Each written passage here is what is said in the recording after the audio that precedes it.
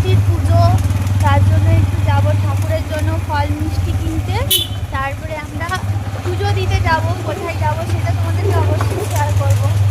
এখন বাজারে যাচ্ছি। আর কি রোদ দিয়েছে বাপরে, এত চিরচিরে রোদ, মনে হচ্ছে হাত পা পুড়ে যাবে মনে হচ্ছে। তারপর চলে এলাম বাজারে। এখানে একটু ফল নিতে হবে। সর্বপ্রথম আমি বেলটা আগে কিনে নিয়েছি, কারণ সব থেকে যেটা ইম্পর্টেন্ট সেটা হচ্ছে বেল। তারপরে চলে এলাম ডাবের দোকানে। আজকে ফলের দোকানে, ডাবের দোকানে সবই তো আকাশ ছোঁয়া দাম। তো সব কিছু মোটামুটি নেওয়া হয়ে গেছে এই ঝোলাতে করে। তারপর বাড়ি ফিরে এসে তোমাদের দাদাভাইয়ের জন্য ডাল, আলু মাখা, পটল ভাজা, ভাত রান্না করে স্নান করে আমি বাড়ির পুজোটাও করে নিলাম। এই যে দেখতে পাচ্ছ, বাড়িতে যেহেতু দুজন মহাদেব অলরেডি উপস্থিত আছেন, তো আগে বাড়ির পুজো করে তারপরে আমি যাব মন্দিরে। প্রত্যেক বছর আমি এটা করে থাকি, আগে ঘরের মহাদেবকে সন্তুষ্ট করে তারপরে যাই বাইরের মন্দিরে পুজো দিতে। এবারে যাব মন্দিরে পুজো দিতে এবং গঙ্গা স্নানও করব, সবটাই তোমাদের সাথে শেয়ার করব। ও আমি শাড়ি পরে রেডি হয়ে গেছি। আমি মানে সেরকম কোনো সাজগোজ করিনি, কারণ কি আমি ওখানে গিয়ে গঙ্গা স্নান করব, স্নান করে পুজো দেব। প্রত্যেক বছরই আমি এরকম করি, ওখানটায় গিয়ে গঙ্গা স্নান করে ওই ভেজা জামা কাপড়েই আমি ভোলেনাথের মাথায় জল ঢেলে তারপরে ওই রকমই বাড়ি চলে আসি। কারণ কি আমার ওখানে চেঞ্জ করতে খুব একটা ভালো লাগে না। ওখানে যদিও চেঞ্জ করার জায়গা আছে, ব্যবস্থা করে দেয়, কিন্তু আমার খুব একটা ভালো লাগে না। আর খুব একটা বেশি দূরেও তো নয়, কাছাকাছি, ওই জন্য আমি চলেই আসি বাড়ি। তো এই যে রেডি হয়ে গেছি, এটা হচ্ছে আমার ফাইনাল লুক। শাড়িটা পরেছি, স্বস্তিক চিহ্ন করা আছে শাড়িটাতে। চলো কি, আর এই যে একজন সকাল থেকে খেয়ে থেকেও উনি দুর্বল, ঘুমিয়ে দিন কাটছে। আমি রান্না বান্না করে সব কাজবাজ শেষ করে ঠাকুরের পুজো করে আমার ঘরের ঠাকুরকে জল মিষ্টি দিলাম, ডাব জল ঢাললাম, আবার রাতে একবার ঢালবো। তো তারপরে এখন আমি বেরিয়েছি। তারপর দুজন মিলে রেডি হয়ে বেরিয়ে পড়লাম মহাদেবের জল ঢালার উদ্দেশ্যে। এবারে আমরা মন্দিরের উদ্দেশ্যে রওনা দিয়েছি। তো আমি তো স্নান করব, তোমাদের দাদাভাইকেও বললাম যে যেহেতু তুমি আজকে বাড়িতে আছো, অন্যান্য বছর ওর পসিবল হয়ে ওঠে না, ছুটি থাকে না, যে বললাম এবছর যেহেতু বাড়িতে আছো চলো তুমিও গঙ্গা স্নানটা করে নেবে। তোমাদের দাদাভাইও বলল যে ঠিক আছে তাহলে তাই হবে। আর এই যে দেখো, বলতে বলতে আমরা পৌঁছেও গেছি মন্দিরে। আর কি ভিড় হয়েছে বন্ধুরা, কি বলবো। এর আগের বারে যখন এসেছিলাম একটু হলেও ফাঁকা ছিল। তো প্রথমে তোমাদের দাদাভাইকে বললাম যে তুমি আগে স্নানটা সেরে নাও, তারপরে আমি স্নান করব। তো মা গঙ্গাকে প্রণাম করার জন্য যা যা লাগে ওর হাতে আমি দিয়ে দিয়েছি, আর ওকে বলেও দিয়েছি। তো স্নান করবে, এই যে দেখতে পাচ্ছ গায়ে গামছাটা দিয়ে যাচ্ছে। এই যে আমার তো ভয় করছে, যা এখন জোয়ার চলছে আর প্রচন্ড জলের টান থাকে। তো আমি না মাঝখানে খুব ভয়ে পড়ে গেছিলাম, তোমাদেরকে দেখাবো, তোমরা দেখবে। ও অনেকটা দূরে চলে যাচ্ছিল আর আমার প্রচন্ড ভয় লাগছিল।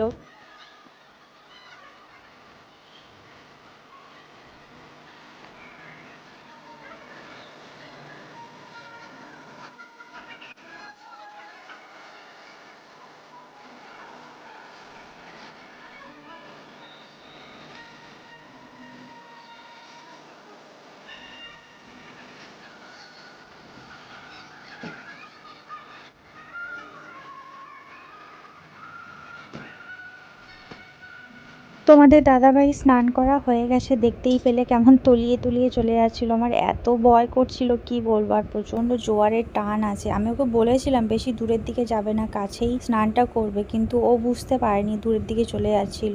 তো যাই হোক, ও স্নান করে চলে এসেছে, এখন আমি যাচ্ছি স্নান করব। আমার না সত্যি কথা বলতে খুবই ভালো লাগে, বছরেই একটা দিন আমি আসি এখানটায়, গঙ্গা স্নান করে ভোলে বাবার মাথায় জল ঢালি। এটা যে কি এক শান্তি না, তোমাদেরকে বলে বোঝাতে পারবো না।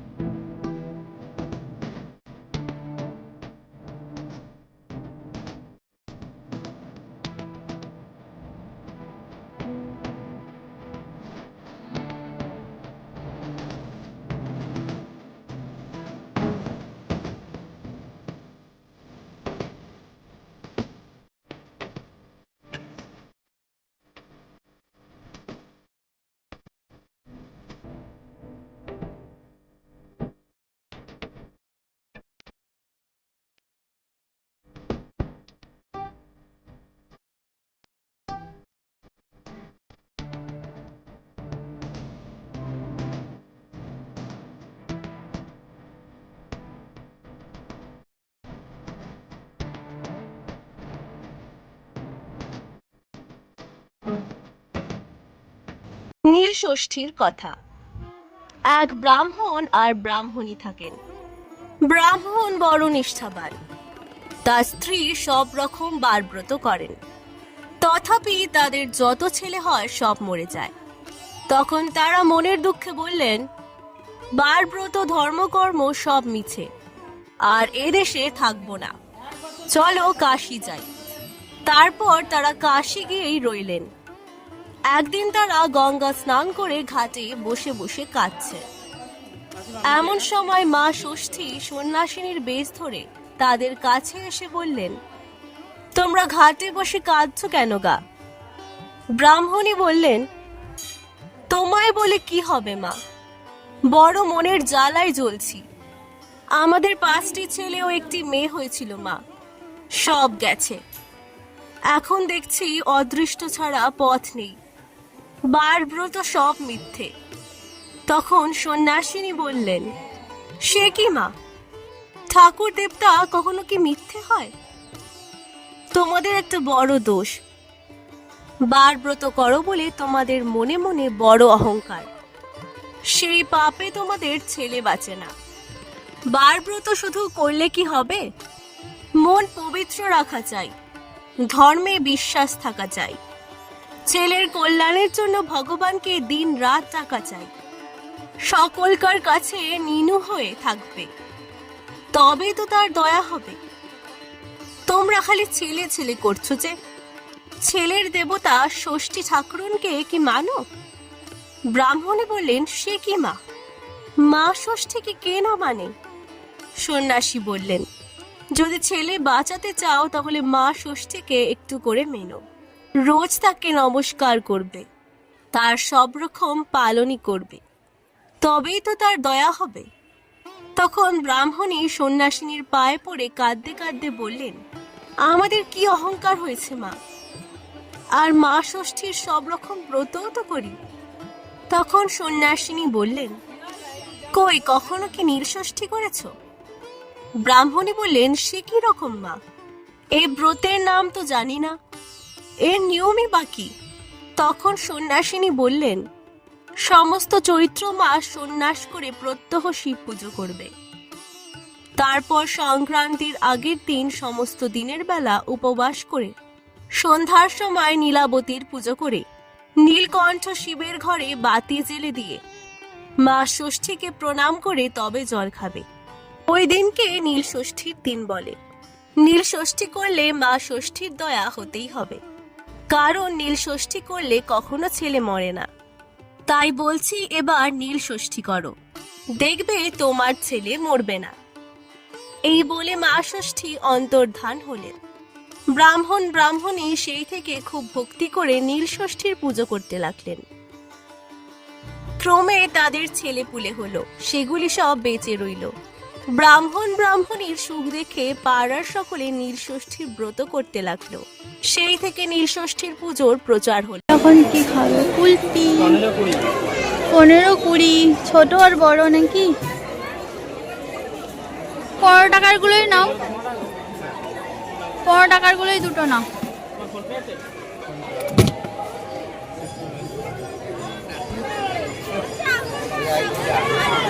এই যে দেখে নাও মন্দিরটা আর একবার, সারি সারি কুলপির দোকান, সারি সারি।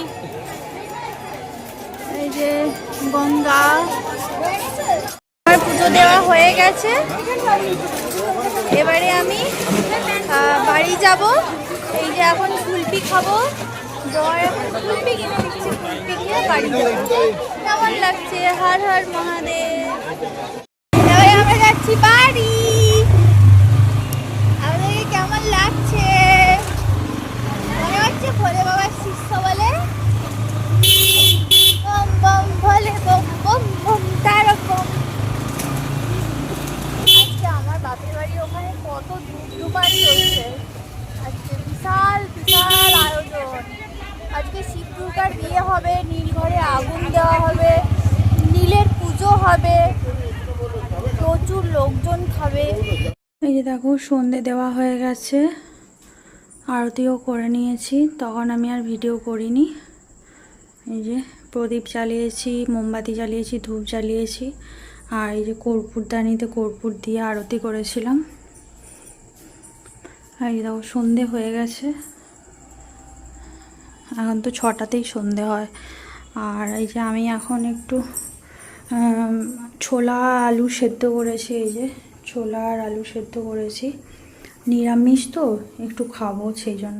চলে এসেছি রুমে, এসে ফ্রেশ হয়ে চেঞ্জ করে তারপরে একটু বসেছিলাম। তারপরে সন্ধে হয়ে গেল, এলামই তো প্রায় পৌনে 6টা নাগাদ। এসে ফ্রেশ হলাম আর একটু সাবু খেয়েছিলাম, এই যে এখনও সাবু আছে, সাবু আর কলা খেয়েছিলাম। খেয়ে একটু রেস্ট নিয়েছিলাম, তারপরে এই যে সন্ধে দিলাম। তোমাদের দাদাভাই বলেছে খিদে পেয়ে গেছে, তাই আমি বললাম চলো তাহলে ছোলা ভিজিয়ে রেখেছিলাম, একটু নিরামিষ ছোলা একটু সেদ্ধ করেছি, এবার একটু ঘি দিয়ে নেড়ে নেব। তো চলো, আলু আর ছোলা এই যে একটু গোটা জিরে আর কাঁচা লঙ্কা কাটা দিয়ে একটু নেড়ে নিলাম, ব্যাস হয়ে গেছে।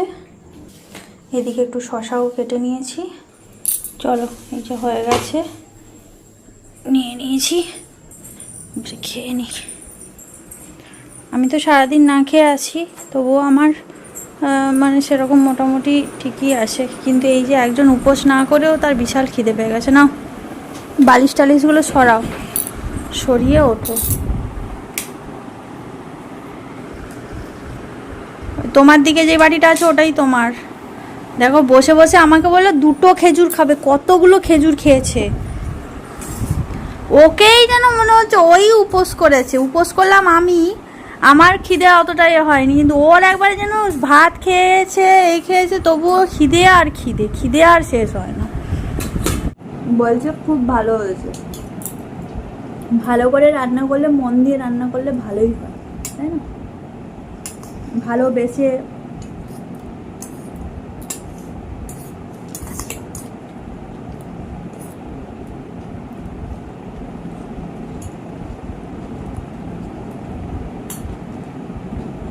আমার মহাদেবের এখনো মাথায়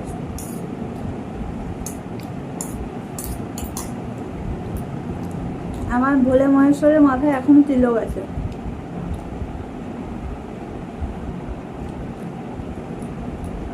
আমিও রেখেছিলাম, খেতে বসার আগে তুলে দিয়েছি।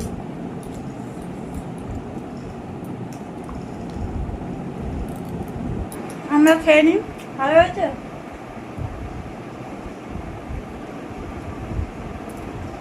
পরে আবার কথা হবে।